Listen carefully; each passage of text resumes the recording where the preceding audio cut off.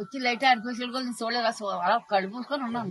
వెంటనే నోరు నొక్కేసేసి ఇలా మెల్ల పైకి లాగేసి తాళ్ళు లాగేసుకున్నాడు. బాబాయ్ బాబాయ్ నా కొడుకులు కాకేసుకుంటున్నాను.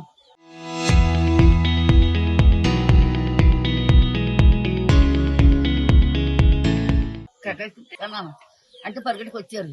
పోయాడు నేను పరిగెట్టగా కాసు చెప్పమాడలే కాసు 4 కాసులు మొత్తం మీద 1 గంటకి మా అమ్మగారి మీద దొంగలు వచ్చి 4 కాసులన్నర బంగారం దౌర్యం చేసి చుట్టుకోరు. పోలీసుకి కంప్లైంట్ ఇచ్చాం. వచ్చి మా ఇంటి మీద దొంగలు పడ్డారు. మా అమ్మగారు బయట పాకలోను పడుకున్నారు. పడుకుంటలోకి ఈ రోజు నైట్ 1 గంటకి మా అమ్మగారు కాకిలేసారు. ఇంటి కాకిలేస్తున్నా బయటకు వచ్చాం. ఈ లోపల మా అమ్మగారు కింద పడుకున్నారు. దెబ్బలు పడదని ఏటమ్మా ఇంట్లోకి ఈ లోపల దొంగలు వచ్చి నా మెల్లది తోడైతే ఉట్టిపోరు. 4 కాసులన్నర బంగారం నోరేది మూసారు అనేసి అన్నారు. ఈ లోపల కుక్క కూడా ఎలక్ట్ వెంటనే బయటకు వచ్చింది. ఏటని చూస్తా కనకాలు మేము పెరిగెట్టాం. ఈ లోపల మనుషులు ఎవరో కనబడలేదు.